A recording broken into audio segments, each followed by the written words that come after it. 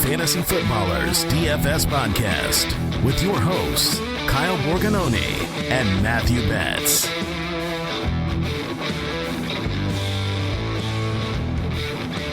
Well, hey there, good looking. Glad you're with us, Fantasy Footballers DFS Podcast. I am your host once again, Kyle Borganoni, and I am joined by Matthew, preseason DFS junkie Betz. I thought you were talking to me at first when you said hey, they're good looking. You somebody perked up there for a little bit. So hey, thanks, man. Which is shocking that you would say that because I currently have bags under my eyes. It was a horrible night last night for the Twins and me. So I am currently sitting here drinking a coffee at about 3 p.m, as well as a liquid IV, feeling like I'm back in college these days. It's been rough, man. So yes, thank God we have football on the TV tonight on Thursday when we're recording this. And let's just say I'm max entering a couple contests.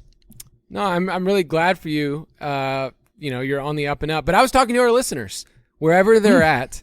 It's August, and August means it is time to turn the page to play DFS, to look at it from a community perspective in our Discord channel with, what we get to do on Twitter, what we get to put out there, what we get to put out in the DFS pass. I mean, this is prime season for people to get hyped. And so, yes, a lot of people on Thursday night are going to be spending their money on preseason things they know nothing of, where it's a game total of 30 points for Las Vegas and 30 and a half, yes. Oh man, I know you got in on that action. Hopefully by the time you're listening to this, it's our boy Austin Walter for the Wind, running back for the Raiders. As long as Jake Luton comes out and just slings it all over the field, for maybe 125 yards, we're good. Yeah, no, we're in prime season, but yes, in our Discord channel, there were people talking nonstop about this game between the Raiders and Jaguars, where nobody of fantasy relevance will be even played at all. So make sure you join that. I've had so many people over the last month say, how can I get more connected?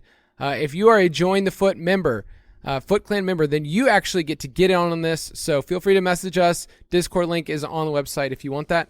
And then also, before we get into our quick question, before we talk about DFS cash game strategy, I want to give a little shout out to our listeners. If you want to win some free baller swag on me, I'll put my hard-earned money towards it. If you want to go on iTunes, if you want to subscribe, review, if you want to go on Spotify, give us a 5-star review. My favorite review, Betz, is going to get a t-shirt, at least a Muth is Luth t-shirt. And if I'm feeling really spunky, I don't know, maybe I'll find a really old Ballers t-shirt to send. Yeah, one from like 2 or 3 years ago. That's kind of retro at this point that we're probably not even making anymore, right? That would be awesome. So yeah, get those t-shirts. The reviews help us out a lot. And anytime we get Kyle to spend money on us, that's the best part. Speaking of money, you just came out with an article, a way too early look at week 1 DFS salaries, because you are a sicko, Betz. You decided to look at this. And here's the thing. We love this when they get to release salaries for DraftKings, for FanDuel. It's really fun. It kind of like sets the tone for the next month and a half. It's also a chance for everybody and their mama out there to overthink this for a month. So I'm cool if you want to reserve some entries in the Millie Maker, if you want to start thinking about that. You and I, real quick, who are the standouts a month ahead of time? We're going to have tons of content. We're going to have shows on this. So this is more of just like a little tease for week 1 DFS. So who are a couple standouts for you? Yeah, and real quick, before I even just get to these names that I have on the dock today, can I just say how good of a mood that put me in writing that article? Like, I messaged you right away. I was like, dude, it's happening. Like, DFS is here. The salaries are out. I'm writing little player blurbs, which usually we do for the guys that we like in any week in the DFS pass. So it just felt right at home. That said, it is absolutely ludicrous to analyze this 6 weeks in advance. But hey, here we are. And why is Kadarius Toney $4,100 on DraftKings? And for reference, here is where that is in pricing at the wide receiver. Wide receiver 64, and that is on a slate without teams like the Broncos and Cortland Sutton, or the Bills and Stephon Diggs, or the Rams and Allen Robinson and Cooper Kupp. I mean, the list goes on and on. Really, he's kind of priced like the wide receiver 70 when you look at it. And what I did in the article is I looked and I said, where are these guys on Underdog's ADP? Because you would say that's pretty sharp, drafters at this point in the offseason. The ADP is very efficient. He's a wide receiver 39 in ADP right there. So this price just seems so silly. I feel like it's a guarantee he's a chalk, piece in week 1, but the price is just silly. He's cheaper than Darius Slayton, Kyle, his teammate, who may not even make the team, Traquan Smith, and Nick Westbrook-Kahini. I mean, it's just, how do you not play him? I feel like 6 weeks out, how do you not play Kadarius Toney, $4,100? The salaries here are set in a number of different ways, but things are going to change. So realize you're not going to get prices like this ever again for certain players. I know another player you have on here is Travis Kelce. Like, when we got to week 3 last year, it was 8,300. He's only 6,600. So is this one of those opportunities where if you want to buy into someone like Kelce before you're going to get a massive price increase over the next couple of weeks, like, this is it, because we don't really know how the target share is going to be distributed in Kansas City. I think the easy bet would say, oh, well, Kelce's going to see an increase. Well, he could just stay the same, but at 6,600, that's still an elite price for a tight end. I was going to say, there's been weeks where you and I, you log in, you see like 67 or 6,800, and you're like, oh, dude, like, he's the first piece of my cash lineup this week. So yes, getting him at 6,600, and that was with Tyreek Hill, by the way. Without Tyreek Hill in week 1, in a game that the look-ahead lines, according to Vegas, is the highest total on the slate, it may be the cheapest we get Travis Kelce all year. I mean, there's a chance where his role grows so, it's so elite this year beyond what it has been that he's priced at 8,500 every week, and we get him here at 66. So I think, like I said, it's early to analyze this stuff, but I think I want to play at least one lineup this week 1 just to be sure I get some exposure. On the other end of the spectrum with tight end, I feel like he's not quite in the total punt category. Like you and I usually, you get around 3K or so, but Cole Kmet, someone we talked about a lot on this show, 3,700. I feel like that's going to be the end of the spectrum where, do you want to go Kelce or do you just want to go all the way down? So I feel like Kmet's going to be a popular cash game player in week 1 because we can project the target share. I don't know. Would you say 20% of the targets is like a given for him? Is there a reason that you chose that specific mark? No, Kyle? I just want to throw it out there. Well, I mean, let's just say if he did get that, what would be the outcome? So on the year, when I'm looking at like our projections, I'm looking at Andy, Mike, and Jason's projections. There's very few tight ends that can lay claim to that. 18% is actually a really good top 10 total for tight ends. So 20+%, and you are really setting yourself really well. Now, touchdown equity, I think, is going to be a different thing. That's a really fun game, by the way. That week 1 is going to be Chicago and San Francisco. So we get Trey Lance, we get Justin Fields, George Kittle in that same game. So that's a really fun one. So Cole Kmet, 3,700. And then I have to throw it out there. Our boy Pity City at 5,500. That is a crime. I don't have a 55 drop in front of me, but 5,500 for Pity City feels like a cash game early lock, and I get it. I think you can go to a different spot, like in a tournament, but is he going to be like an easy like plug and play? I mean, people love to log in and see the green number, right? We talk about it all the time when you look at the matchups in terms of DraftKings points allowed to the position. So when you're looking at wide receivers, you're going to see green because he plays Houston in week 1 and they use last year's data. We know it's not always sticky year to year, but we would still probably think it's a great matchup for Michael Pittman. And yes, that price is just silly. So I'm a little disappointed you didn't have the Pity City drop or the 55 drop, but we'll let it slide and we'll play him in week 1. How about that? It's kind of a travesty that we on this podcast did not get to initiate a Pity City drop for a couple of reasons. I need to let this out of the bag. If you go back to last year, we had a lot of conversations with Mike about Michael Pittman. And so Pity City, the nickname, actually originated on this show. But then on top of that, the most listened to song of my entire life is We Built This City, by far. Of course. So you marry those two together, I just feel, every time I hear that drop, I feel so much love in my heart. That's great. Yes, and we need to let the people know, Mike's going to claim it as his, but, the OGs here on the DFS show, they know. We're the real true guys. If you want more of our content, we just updated our best ball ranks. I just did a thing where I had to, on the back end, fix Robbie Anderson's name because he changed his name. I had to fix DJ Chark's name because he dropped the junior. I don't really understand that. Did DJ Chark just say, like, I don't really want to be associated with my father anymore? He's like, nope, I'm good on that. Just drop it. I'm glad you're doing that. Not me, by the way. Yeah, so I had to fix that. But more importantly, the best ball ranks are updated constantly. So if you want to get that in the Ultimate Draft Kit Plus, that's available. I've also had some people reach out and say, hey, what if I just want the DFS pass? Well, one, we love you. We think that it's a smoking good deal to get the Ultimate Draft Kit Plus because in season, you'll have to pay a full price for just the DFS pass. So if you get this now, you can actually get everything else you need for your draft analyzer, the dynasty pass, everything else at ultimatedraftkit.com. But today, we're going to talk about cash game strategy.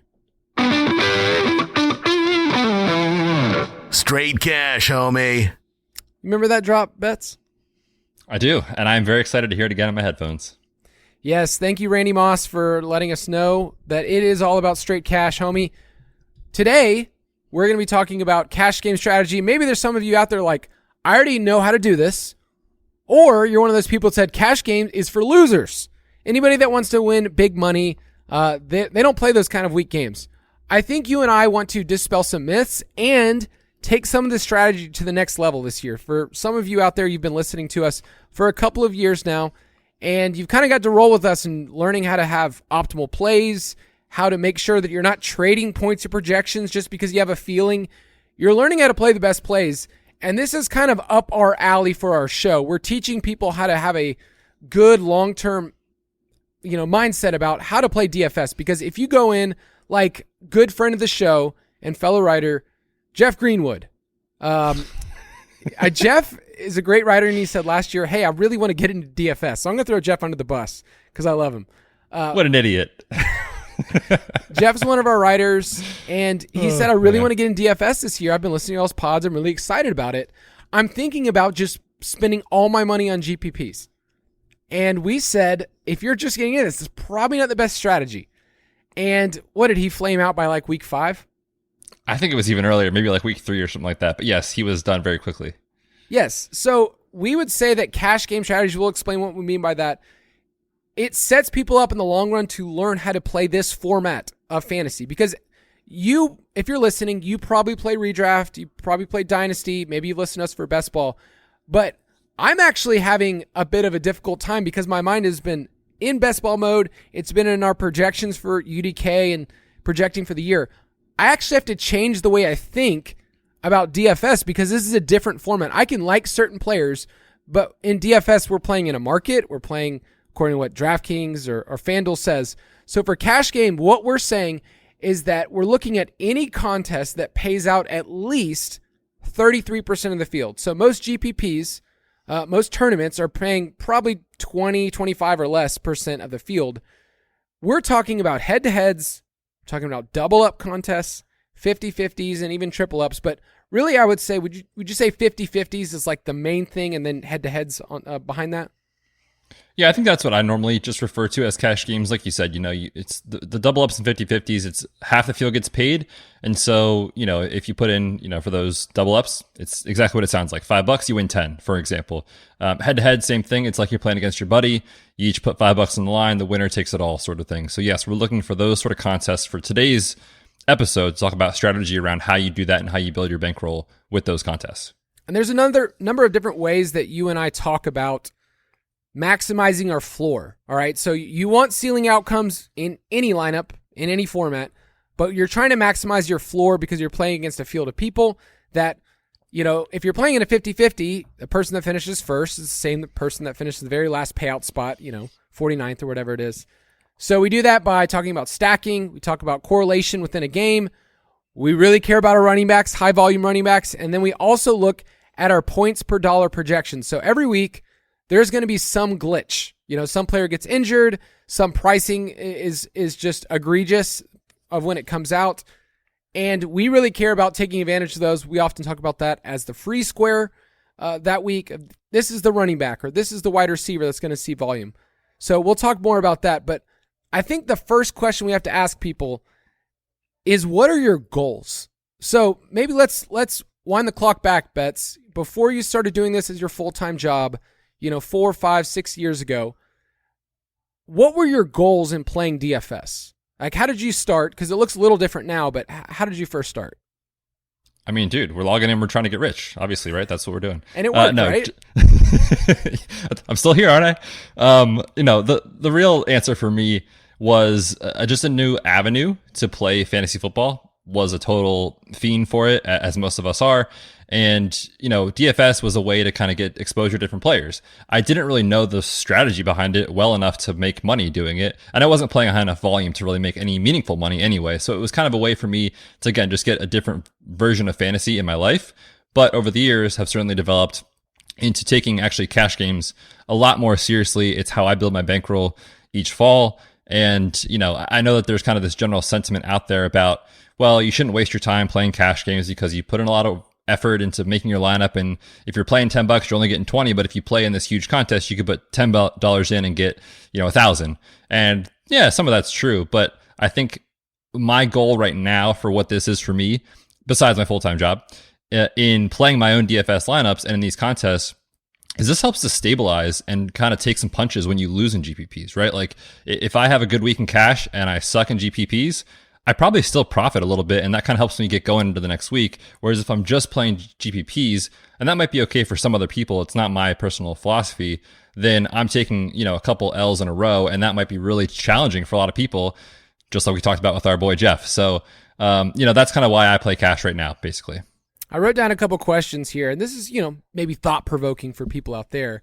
But I maybe you don't ask that question. Maybe you've never sat down and said, I don't know, I just like playing the game. That's a totally fine answer, but you need to set that expectations because, yes, in DFS you will lose a lot, and you need to gather the stones that you need to actually be able to move forward. So, maybe your goal is, I just want to have fun with a little bit of extra spending money. You deposit a certain amount at the beginning of the year, and you want to see where it goes. That's totally fine. Maybe you're a person that says at the end of the year, I want to make a small profit. Or maybe you're someone that says, I just want to brag against my friends and send them screenshots of what's happening at halftime. Because that's so much of DFS is, oh my gosh, my lineup's really good. And it's dude, we still have a half and a whole, the afternoon slate. There's so much that has to happen. Maybe you're a person that says, I want to post a screenshot on Twitter and put it as my banner. That's okay. Do it. I mean, do it. We try to encourage people that if you won, we want to celebrate with you, but also realize that there's lots of other people out there. We've had some people that have messaged us and said, hey, I listened to the show. I was a subscriber to the DFS Pass. And then, on Monday we get a screenshot that said, hey, I won $75,000. We're like, oh, that's really cool. I guess that paid for your DFS times whatever. So for the rest of your life. I mean, those are really great. Those are awesome stories. I remember one of my favorite ones last year, and we'll pull some more of these stories, not just to hype things up, but someone said, hey, I started learning from your podcast. And I started playing cash games like you told me, and I just slowly started playing more GPPs. And this person on a $5 single entry won the tournament, and they said it helped them pay off school debt, and it helped them put actually a down payment towards a house. So those are the stories that I love hearing. People that actually is hey, this is extra money. I'm playing the right way. And you got super fortunate. So that's kind of really, I would say, how it works is it's the people that win a Millie Maker, they're probably not winning another. I mean, there's a couple people out there that have won multiple Millie Makers, but it's really hard. But maybe you just want to be a profitable long-term player. That's what I think you and I are really good at, is teaching people how to make this a long-term thing. And eventually, if you want to make this a second income, it's totally possible. If you want to be a Pokemon master, do it. But there's a long journey ahead. I want to add one more thing about the tournament winning that you just mentioned. I think if you get really good at cash games, you have a great handle on what the quote-unquote cash lineup is for that week. And if you're playing GPPs, you probably know, I mean, we have roster percentages in the DFS Pass to help you with this, but you probably know, hey, this is listed as a 20% guy this week. He's going to be really popular. I'm going to play a small field GPP. I bet he's going to be even more popular because he's the cash game running back this week. So you can actually learn a lot by playing cash to help you in GPPs. I've been able to find that as a successful strategy as well. So one more reason I think that you should consider at least playing some cash. So with cash contests, what we're doing is we're narrowing a couple of different things. We're narrowing the competition. We're narrowing the variables, okay, what are all the different variables that I need, and then narrowing your ceiling a little bit because you're not getting as big of a payout. So let's talk about that. You're narrowing the competition to either one opponent for head-to-head or a small base where you're just trying to be better than the top, 49%, whatever. Why do you think people aren't attracted to that? Because I mean, if you're head to head, woohoo, you won against one person, or, if you're against 100 people or, whatever, why is that not as attractive to people sometimes? I mean, it definitely doesn't feel as good. Like if you're entering $10 to win 18, like that doesn't look as cool as someone who enters $20 and takes home 5K. It's just not the same.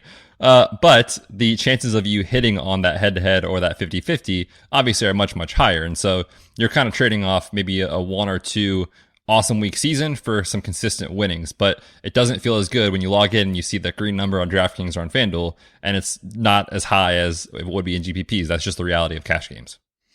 And when you're narrowing the field and you're narrowing the variables, you're trying to build the best lineup in every single format. Like, don't get me wrong. You're not going into cash and saying, like, I want to build a suboptimal lineup. But there's more room for error. And that's what I think, not just for beginner players, but even players like us that, on Monday, I write a cash review article that shows people, here's what I did and here's my mistakes. Like I try to be accountable. I want to actually narrow my room for error. And there's an opportunity for me to work on my process where in GPP, I feel like people are just throwing, things at the wall and just hoping it sticks. And some weeks you'll say, oh, I had a great process here. And then other weeks you'll be like, I had a terrible process. I barely put in any lineups and I did hit. Like that's the craziest part about, tournaments is it's kind of wild. So I would say you could start with the smaller contests and that's totally okay in both formats. But in cash, that's how you get to build your bankroll. So any other advice for people just starting out of like why starting small is okay? Well, we gave a specific example to one of our friends who made a mistake in terms of his bankroll management. I'm going to keep bringing him down. I love it. Jeff will fire back for sure. But, that happens all the time to people. And we don't want that to be you, the listener. We want to kind of teach folks how to manage their bankroll so that each week, if there is a losing week, okay, they told me this was going to happen. I planned for this in my bankroll, and I'm going to come back the next week, and I'm going to play just smart and optimally and get that money back and keep building that bankroll the right way. So there's definitely value, and I think starting small if you're new to it. If you've got experience, obviously, test the boundaries of what you're comfortable with financially or experience-wise. But, don't be afraid to do it that way. We think it's the right way to start. Rather than just logging in randomly and clicking on the highest paying contest, it's easy to burn through your money that way. All right, let's take a quick break and hear from our sponsors.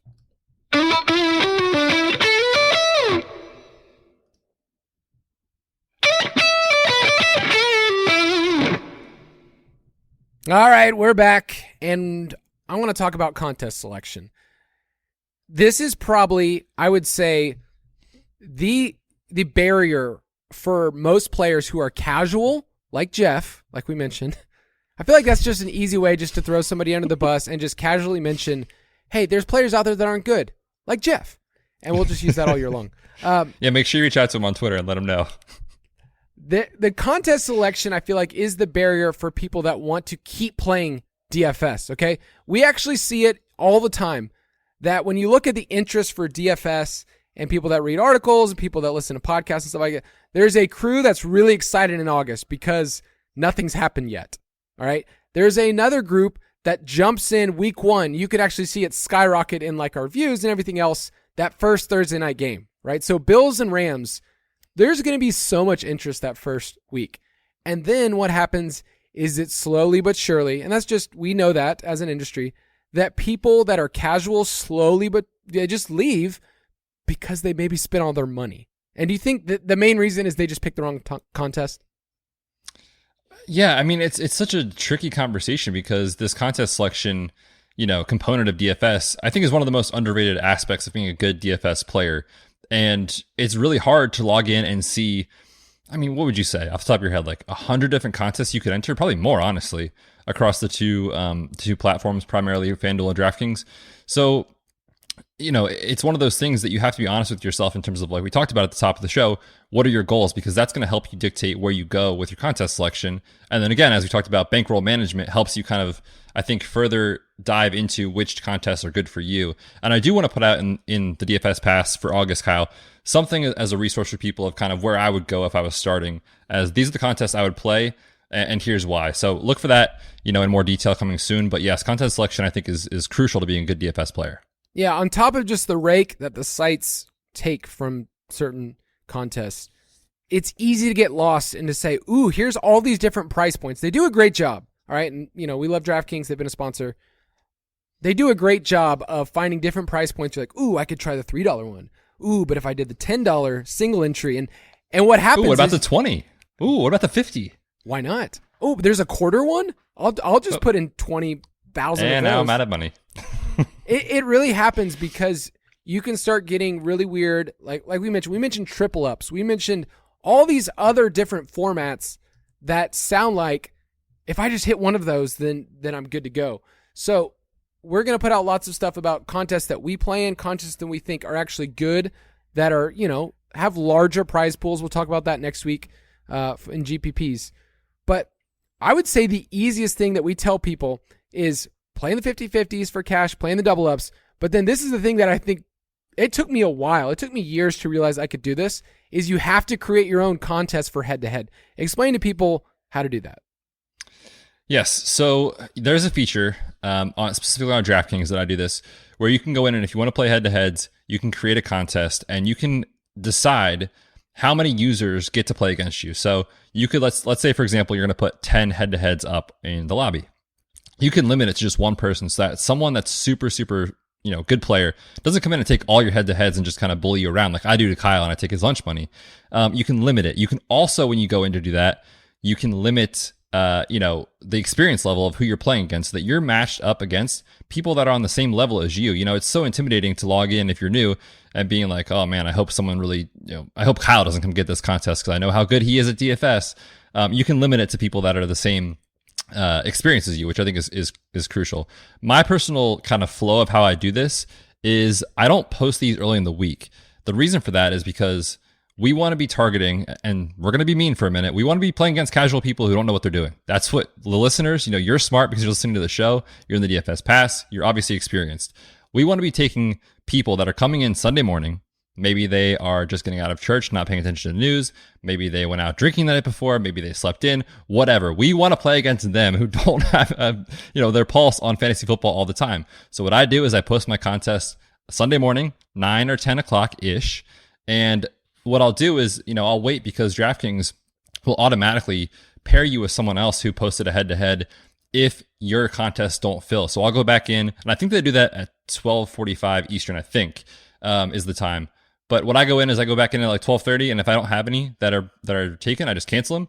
And then I only know I'm playing against people that picked my contest. And there's a good chance that those are some casual players because they log in, they see, oh, here's a head-to-head, I'll take that one.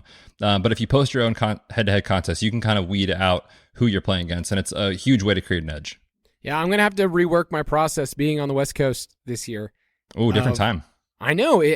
Football starting at 10 o'clock. I do not understand how that works. That's great, though. I'm kind of jealous. So are you excited about that or no? It feels like I have less time to prepare. I know that's not really how it works, but it feels like I have less time. I'll just echo what he was saying. Like, I usually will post mine Friday or Saturday, and then again, if I want to do some more on Sunday, just depending on what your flow is. But it's so helpful that you're not just going in there and you are picking off people, unfortunately, that we want to bully. All right. We don't like bullies, but we don't mind bullying. That's our motto. This is the time to do it. If you ever wanted to be a bully in your life, now is the time. So let me give you a couple other contests that you and I talk about a lot. In week 1, you'll find the $50 double ups, the $25 giant double up. So there's different sizes that you can find for these that are like the 10, 25, 50. There's the giant, there's the massive. There's these different sizes, but if you find a contest that's a single entry, let's just say it's the $25 double up, you're going to get around 3,500 entrants. And you can get in that now. I would say if you want to reserve one, you can go in right now and just tell yourself, I'm going to make sure that this is my cash game. And then I enter the same lineup. So people are different. Some people want to have a bunch of different cash game lineups. You and I tend to just say, this is my one lineup I'm using for all head-to-heads, double-ups, and whatnot.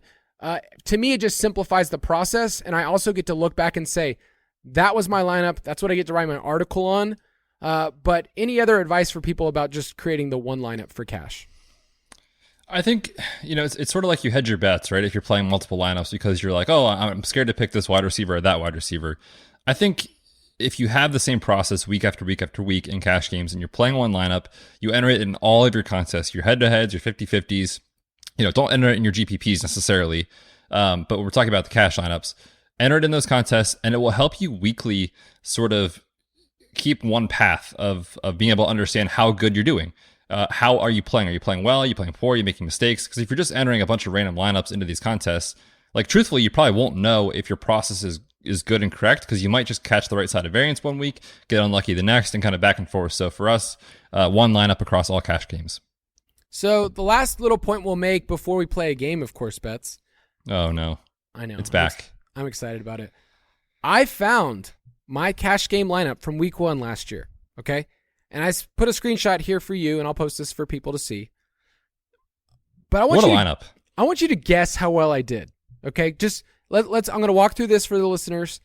And you also have in here something that we're going to talk about a ton next week, which is about roster percentages. In cash games, you and I don't care too much unless somebody is approaching like a 40, 50%. Like, okay, that's really heavy chalk for a running back. But you and I go back and forth. We talk about our cash game plays. We usually have probably at least 3 or 4 players that you and I are in agreement on as like our core plays. But then, yeah, like there's weeks where I just want to stick it at Betz and say, I disagree with this take about Kareem Hunt. Yeah, there's been weeks where that's happened. I'm picking out just like one really prime example, but like there's probably a ton where I was not thinking about it, Adrian Peterson or whatever. But I'm going to walk through this lineup, and based on this, I want you to tell me how you think I did in terms of like head-to-head. So I always post my head-to-head rate, like I won, 50% or whatever it is percent of my games. And then also looking at this lineup, what are your biggest takeaways? So here's what I did. I had Jalen Hurts. 23% of the people rostered him, and these are all massive $25 double ups. So this is a really big contest for cash. Jalen Hurts, 23%. Dalvin Cook was 24%. Raheem Mostert, do you remember he played last year, Betz? Briefly, yes. That week 1 game, he was about to go absolutely nuclear and then got hurt. Yeah. He's in my lineup. 26%. So he was rostered by a lot of people. DJ Moore was 4%, Devonta Smith 10%, Rondale Moore 6%, Kyle Pitts was 42%. So he was like one of the most popular players. He was only $4,400, so that was like a big misprice that we would say.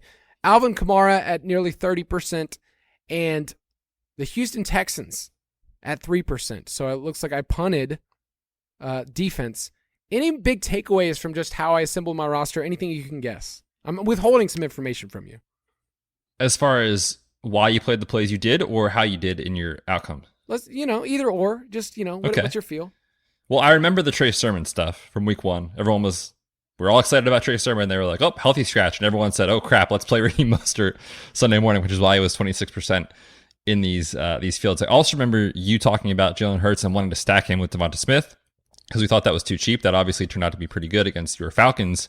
And then I do remember very, very vividly the Kyle Pitts stuff. It was kind of like what we talked about with Michael Pittman and Kadarius Toney at the top of the show. When these prices came out, in early August, everyone was like, Kyle Pitts is a 4th-round pick in redraft or in best ball. Like, that's so cheap. We're going to play him, and everyone did. So that's kind of what I remember about that week. As far as your results, I think you had a pretty good week, if I remember correctly, because I had a horrific week 1, and I think I used the term curb stomped in week 1.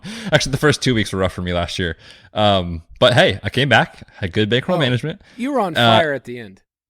But yeah, the beginning of the year, I think you had a really good start, and I was pretty rough. My week 2 was my worst week of the year. Okay.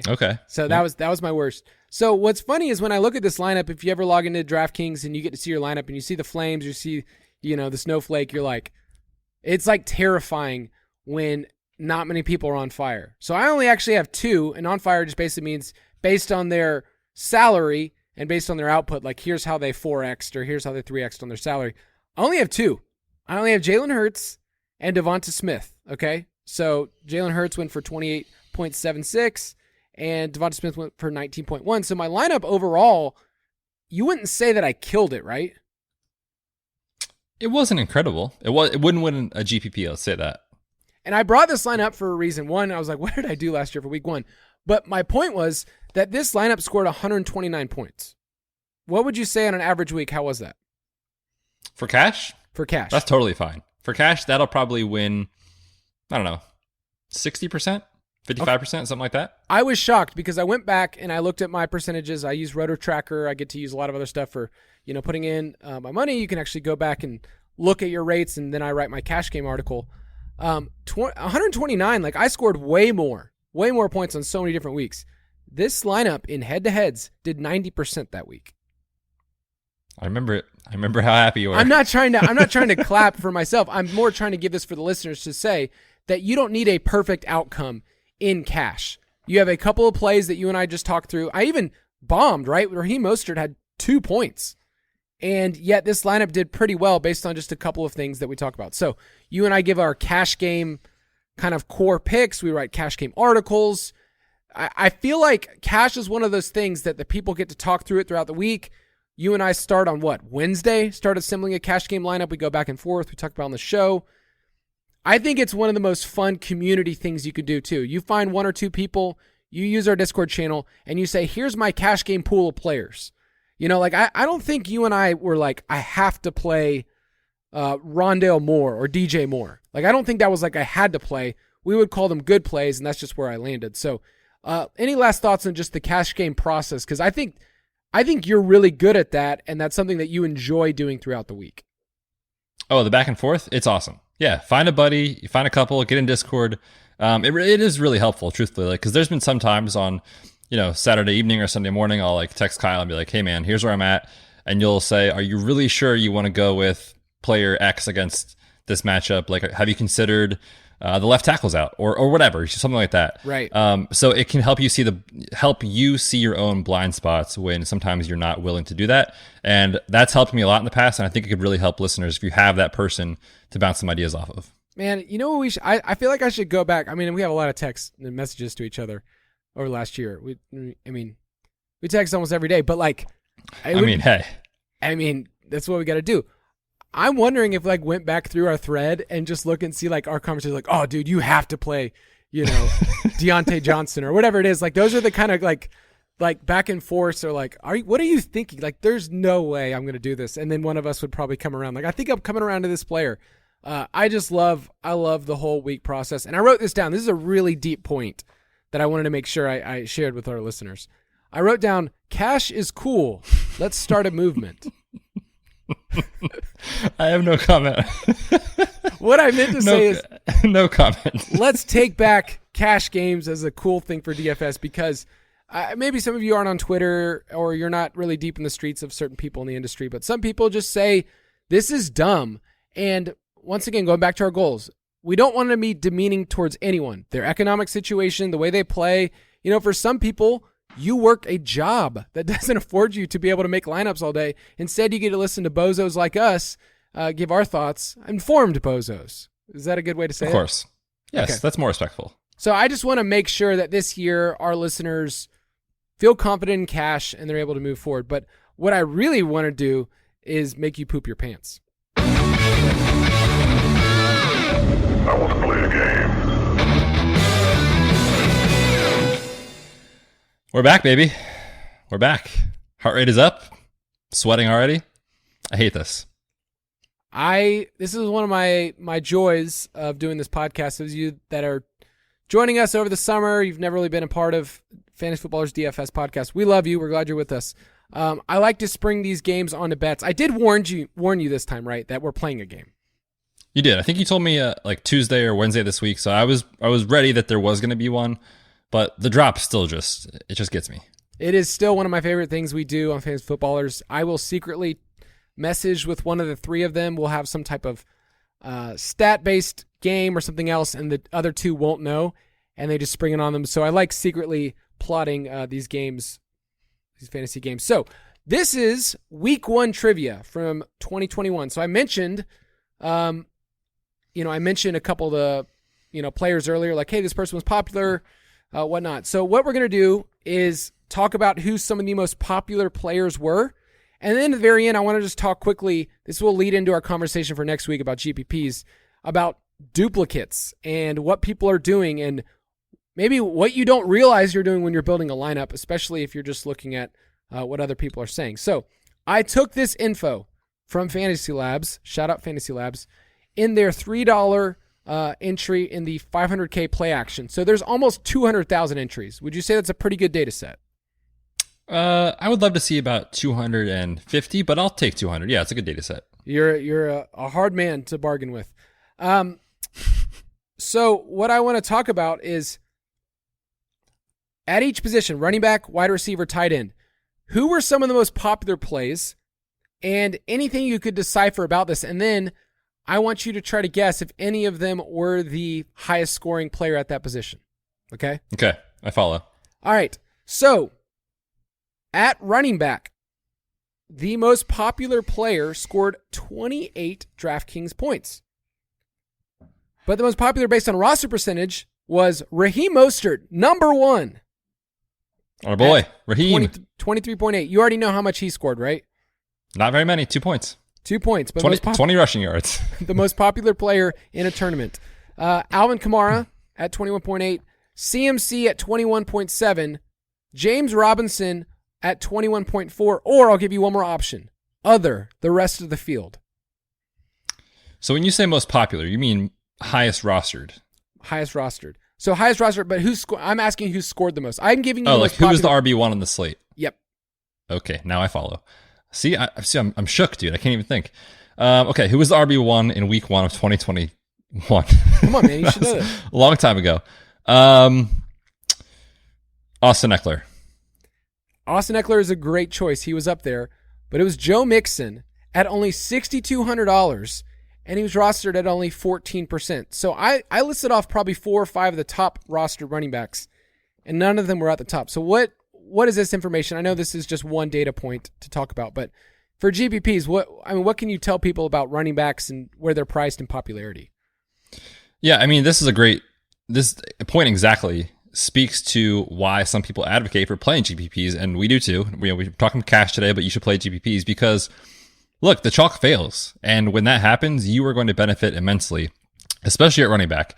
We tend to see a lot of the roster percentage condense around 3 to 5 plays each week. Kyle just mentioned, 4 that were over 20% in Raheem Mostert, Kamara, CMC, and James Robinson, and none of those 4, despite being popular, won you a GPP or were differentiators in your lineup that week like Joe Mixon was. All right, I'm going to switch this one up. I'm going to tell you who the number one wide receiver was, and I want you to tell me who the most popular player was. Okay? All right. So the number one wide receiver in week 1 last year was Tyreek Hill. All right? He was at 8,200, wide receiver 2. He had 40 points. I don't know if you remember week 1. Just went bananas. Who'd they play? But he was only 11%. I don't remember. Huh. I'll look it up. You keep talking. I don't remember that game right now. But only 11%. Debo and Adam Thielen were wide receivers 2 and 3, and they were only rostered at 4%. Do you remember that week? I mean, that was the week with our big dog team. We had Debo and Thielen, and we were like number 1 scorer in the entire tournament. I recall, yes. And the Chiefs played last year in week 1, the Browns. Oh, nice. Who was the most popular wide receiver, though, in week 1? By far, consensus across the board. Do you remember who it was? Was this the Marquez Callaway week? It was. By far, Marquez Callaway, somebody that will not even be a starter for his own team this year, was rostered at almost 22%. Like, what does that tell you from when the prices are released, from camp hype to when we start, how the field thinks? I mean, we are victims of this too. Like we see it and you think you have to do it, right? And you remember that long touchdown, I think it was a Monday Night Football game in the preseason, Jameis Winston to Marquez Callaway. And I think I even remember writing in Slack, like, is this guy even good? Like, is this real? And everyone was like, I think he's got a role this year. Like, we fell into it. And then he was like, what, 3,000 or 3,500 or something ridiculous in week 1. So he had a role. Michael Thomas was out. And it was just lined up perfectly. And people love to kind of find value where they feel comfortable with it. And at wide receiver, if there is chalk and they are cheap and they are not a proven player, oftentimes a GPP, that is an easy fade. And I think I remember saying on the show last year, I can't imagine playing Marquez Callaway in a GPP this week. What if I told you that Romeo Doubs is only $3,000? Oh, I'm back, baby. Let's go. I'm telling you, that's the kind of player, the same hype that he's getting right now, that he's going to be somebody that people look at. They play the Vikings week 1. That he's going to be super popular based on that price and based on the camp. I mean, we still have a couple more weeks to go. But let's say in preseason, Romeo Doubs catches a touchdown. Like, because he will. He's going to end up being 15, 20% in tournaments. Yeah, probably. And people like the Vikings, right? We've talked about it for 3 months. So it's going to be, I think, a fun stack for week 1. Yeah, we'll get into some more names next week, but like there's some really fun names that I think are fringe starters in redraft. Like Joshua Palmer is a great example. Like we think he's going to be the starter, based on everything they've said. They're going to do 3 wide receiver sets. He's only 3,800 against the Raiders. Like I totally understand if people find those types of guys and fall in love with them and just completely go for it. I mean, there's other names that are kind of fun down there. Paris Campbell. I mean, there's so many dudes when you start scrolling through that you can start to galaxy brain it. But just keep that in mind as you start to go a little bit further. But it was Marquez Callaway last year. And then some of the other names I need to throw out there. I forget what week 1 was like. You ready? It was Marquez Callaway, the next most popular wide receiver, Marvin Jones. Thanks to you, probably. Calvin Ridley. Remember when he played football? What a time. And then Devontae Adams, who actually did have a pretty good week. Michael Pittman and T. Higgins. Those were the most popular last year. So keep in mind, the players that are gaining steam, you will have a lot of casual people that think that just carries over from redraft into DFS. That's how it goes. Let's do one more. The most popular tight ends, I'm going to reverse again. So the most popular tight ends in week 1 were Kyle Pitts. We already talked about him, right? Travis Kelce and George Kittle. Okay.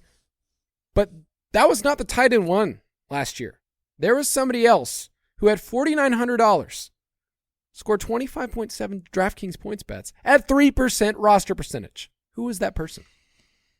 So the 2 names that stick out to me in this price range, because it felt like DraftKings never moved them last year, was Dallas Goedert and TJ Hawkinson. They're the same player, right?